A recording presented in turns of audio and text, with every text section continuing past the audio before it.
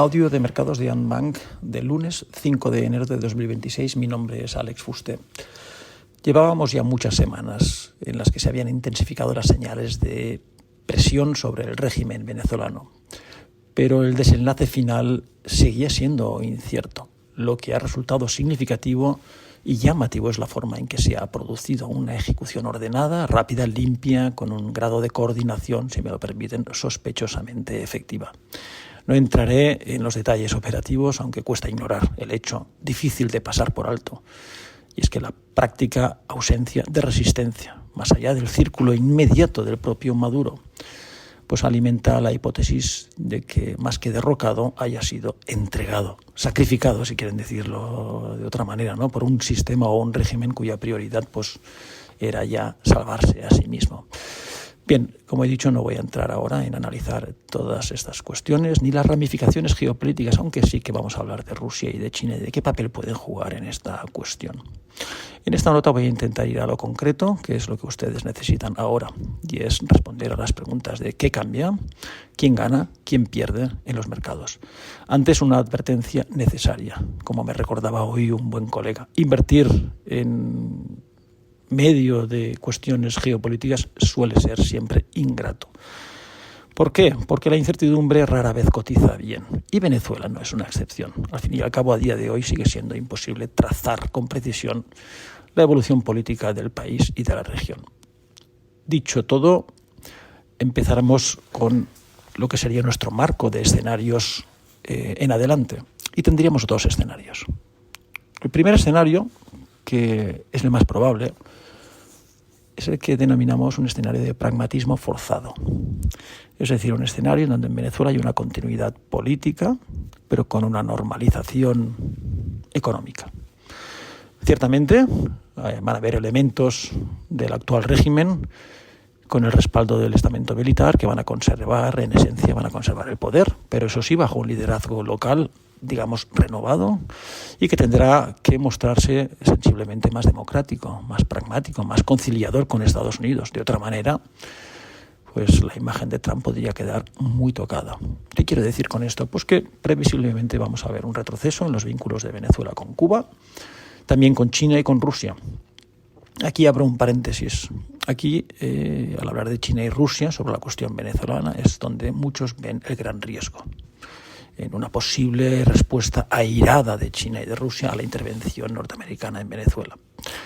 Yo discrepo en verlo de una forma, digamos, arriesgada.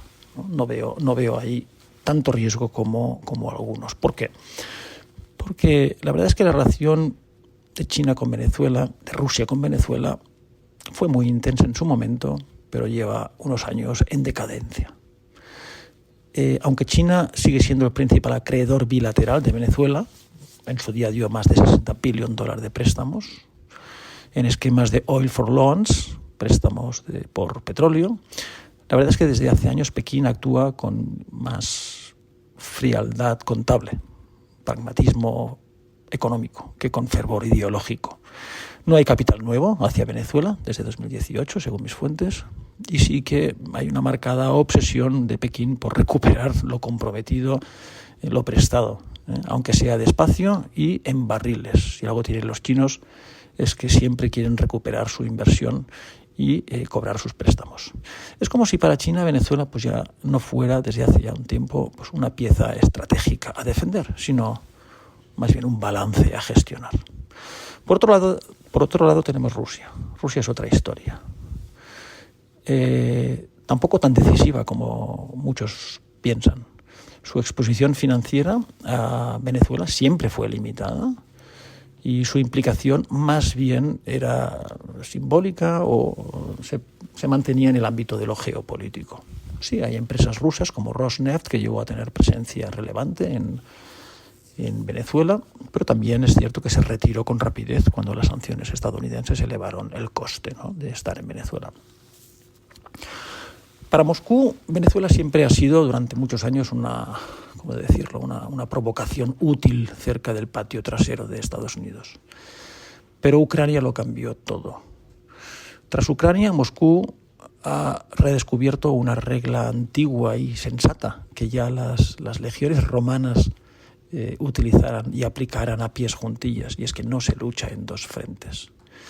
Y es que parece más que evidente que la guerra en Ucrania ha reducido considerablemente la capacidad rusa de sostener aventuras bélicas en varias partes del mundo.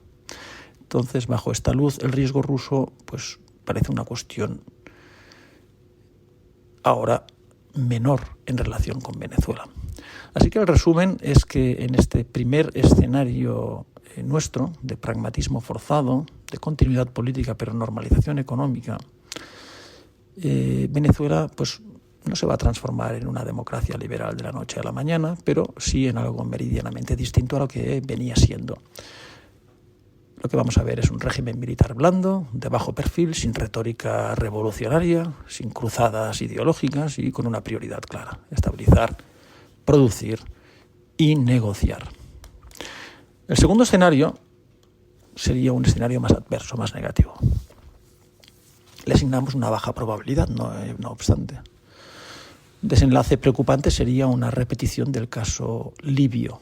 En este caso, la caída de Maduro equivaldría al colapso abrupto del poder central, comparable al linchamiento famoso de Gaddafi en 2011. No sé si se acuerdan. A partir de ahí, si esto tiene que ser como ejemplo, pues bueno, el ejército venezolano, incentivado por el control de los recursos, la lucha por los recursos, pues podría fragmentarse y entrar en dinámicas de enfrentamiento interno, con grupos armados, divididos, lo que se sumaría al vacío de autoridad, de poder, y podría llegar a empujar al país hacia una suerte de caos y potencialmente, ¿por qué no?, hacia una guerra civil. Si el precedente libio sirve de referencia, pues este desenlace tendría consecuencias inmediatas y severas, en forma de una crisis de refugiados, repunte significativo del precio del petróleo, etcétera, etcétera. Todo ello configuraría un escenario claramente negativo para el mercado. Pero como he dicho antes, consideramos esto poco probable, pues representaría un fracaso absoluto para la administración Trump, lo que hace razonable y legítimo asumir que la Casa Blanca pues empleará todos los medios a su alcance para evitar este escenario. Así que entre los dos escenarios que les he dicho, el más probable es el primero. Para nosotros es hoy claramente el más probable, un pragmatismo forzado, y a partir de ahí la cuestión relevante deja de ser ya política y pasa a ser de mercado, ¿no? ¿Qué activos serán los ganadores? ¿Quiénes serán los perdedores? Por el lado de los ganadores, el consenso hoy es claro, ¿no? Proveedores de servicios para exploración y producción de petróleo norteamericanos. Los principales beneficiados serían pues estas petroleras norteamericanas, pero yo creo que más que las petroleras serían las compañías de servicios petroleros, Schlumberger, Halliburton, con mayor facilidad para capturar la fase inicial de reconstrucción operativa. El razonamiento es bien sencillo. Venezuela podría producir 10 millones de barriles diarios. Hoy exporta menos de 1 millón, debido al estado ruinoso de su infraestructura energética. Pero bajo un régimen más funcional, el capital y la tecnología acudirían con rapidez para recuperar toda esa capacidad y, cómo no, explotarla. El segundo grupo de beneficiados serían refinadores estadounidenses. El crudo venezolano es pesado, muy denso y ácido, mucho contenido en azufre. Y no todas las refinerías pueden procesarlo. Las grandes refinerías norteamericanas sí. Las que están en el Golfo de México. Y se da la circunstancia de que tienen una cosa que se llama crack spreads muy altos. Son los márgenes entre lo que paga por el crudo y lo que ingresa por su producto refinado, por la venta de su producto refinado. Esto es el crack spread y está en máximos hoy, inusualmente en niveles históricamente elevados. ¿Y por qué? Esto se debe a años de infrainversión en capacidad de refino, lo que resulta en una oferta rígida de producto refinado para una demanda que se ha mantenido y una demanda que se presenta muy pujante, muy creciente, sobre todo para desplegar la inteligencia artificial y los data centers, que son altamente consumidores de energía. Así que para estas empresas de refino, que ya tienen de por sí unos márgenes muy altos, recibir ahora crudo adecuado y con descuento, porque va a venir con descuento, va a ensanchar aún más los márgenes. Entonces, los beneficiados, y los voy a ordenar por sensibilidad a crack spread, es decir, por cuanto más puro en refino sea su negocio, serían los siguientes: Valero Energy, Marathon Petroleum, Phillips 66, ExxonMobil y Chevron. El tercer gran ganador sería el propio mercado.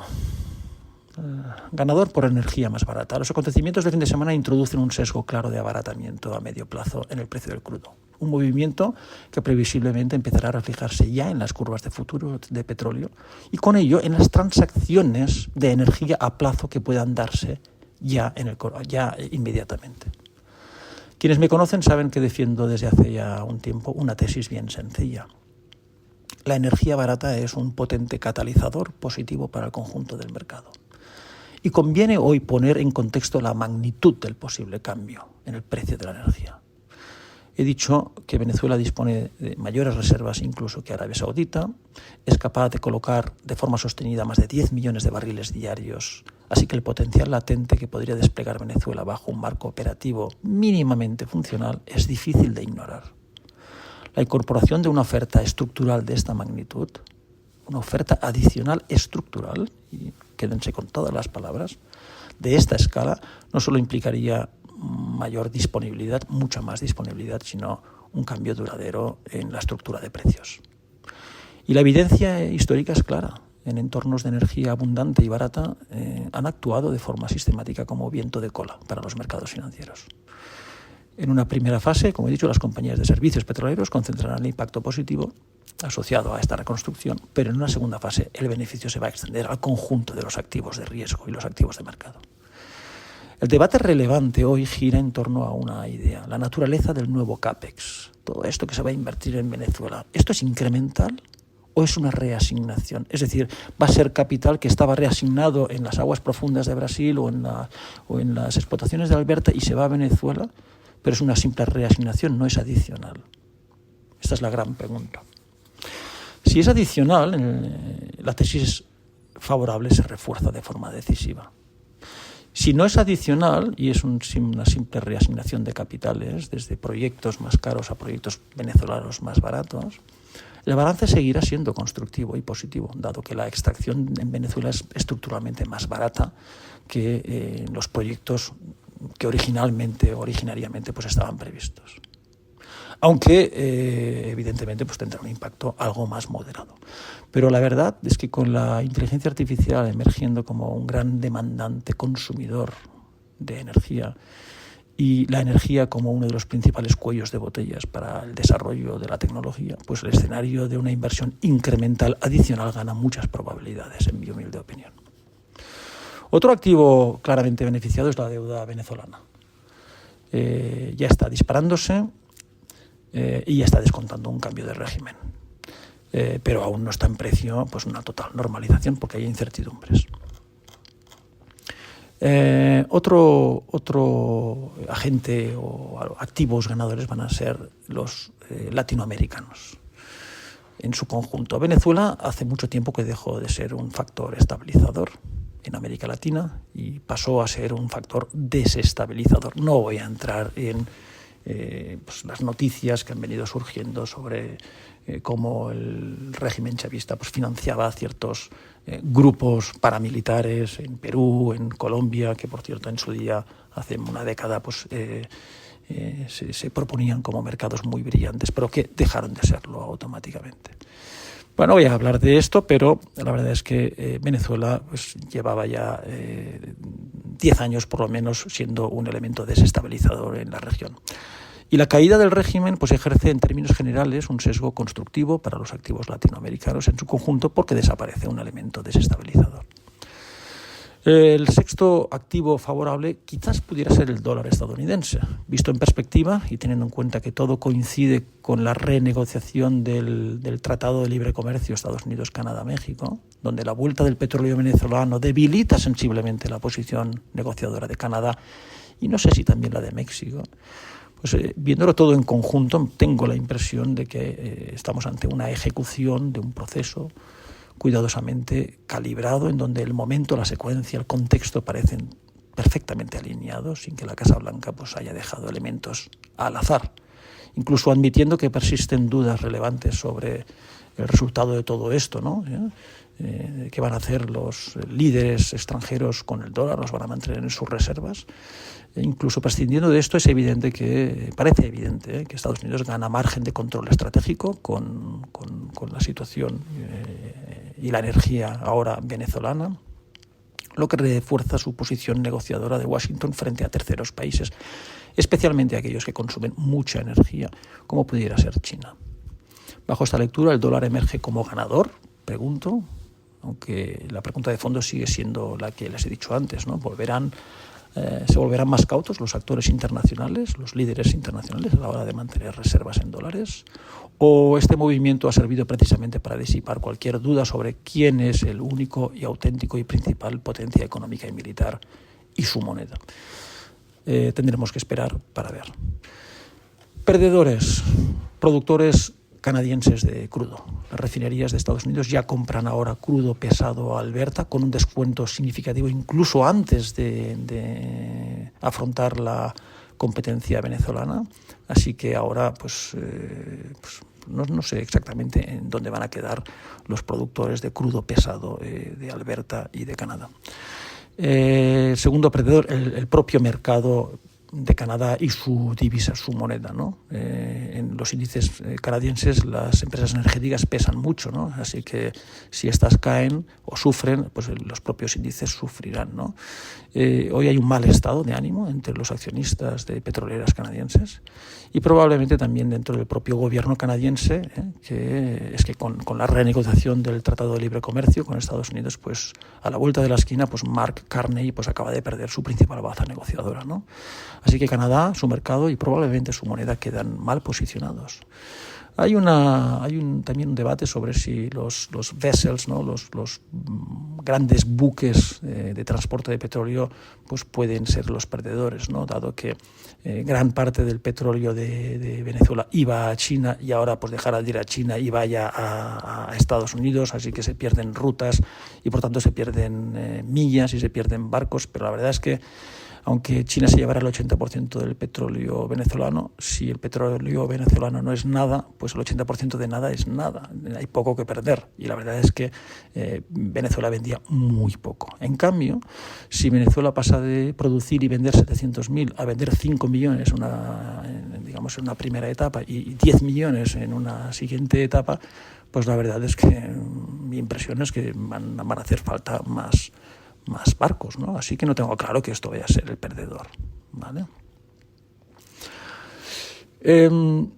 Habiendo visto los ganadores y los perdedores, reflexión final, se puede debatir indefinidamente sobre la legitimidad ideológica de aquel régimen, sobre la intervención de Estados Unidos, no lo sé, no es mi terreno, no me interesa que lo sea. Prefiero atenerme a los hechos. Y los hechos en este caso son numéricos y son elocuentes. En apenas 2 décadas, más de 8 millones de venezolanos han abandonado su país. No se trata de un flujo migratorio coyuntural, sino de un éxodo sostenido en el tiempo. Los números por sí solos apuntan a una conclusión difícil de eludir y difícil de digerir. Algo profundamente disfuncional operaba en aquel país. Miren, las migraciones de esta magnitud no ocurren por accidente ni por capricho. Son el resultado de una secuencia clara de causa-efecto. Hay un deterioro institucional prolongado, erosión de las expectativas, colapso de las oportunidades, pérdida de horizontes vitales. El dato más revelador no es solo cuántos se fueron, que también, sino quiénes se fueron: médicos, ingenieros, abogados, profesionales cualificados, economistas, el núcleo del tejido civil sobre el que se construye cualquier sociedad viable. Los humanistas han insistido durante siglos en una idea bien sencilla. Las personas no abandonan su hogar si no sienten que el futuro ha dejado de estar allí. Y los números indican esto. Los números no juzgan, pero describen con una claridad implacable. Y en este caso concreto describen que en aquel régimen la vida dejó de ser una promesa razonable para una parte más que sustancial de su población. Y por último, sobre el polémico papel de los Estados Unidos en la gestión temporal de Venezuela. Imaginemos que hoy hay una convocatoria de elecciones en Venezuela. Sigue pendiente la cuestión de quién podría votar. En la práctica, el régimen ha restringido severamente el voto a los venezolanos emigrados. El derecho existe sobre el papel para que los emigrados voten, pero los requisitos administrativos lo hacen prácticamente imposible. Por eso, antes de hablar de elecciones, conviene resolver el perímetro del electorado, y eso requiere tiempo. ¿Por qué?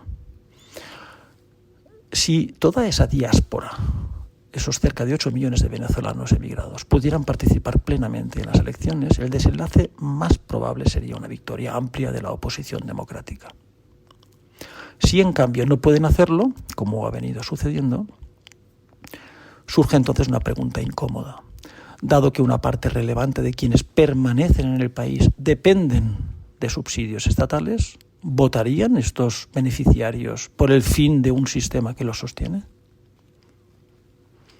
Visto así, la pretensión de Washington de asumir la gestión inicial del país podría, y lo digo con toda la cautela, no responder solo a consideraciones geopolíticas, sino a un cálculo institucional más profundo.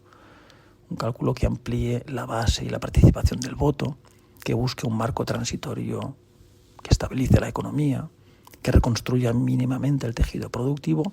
¿Para qué? Para que rompa las relaciones de dependencia absoluta entre ciudadano y Estado, y de las que el régimen se sirvió durante años. Así que cualquier proceso electoral inmediato corre el riesgo de perpetuar el mismo equilibrio de poder que ha vaciado el país durante 2 décadas si no garantizamos una base amplia y si no rompemos esa dependencia absoluta entre ciudadano y Estado.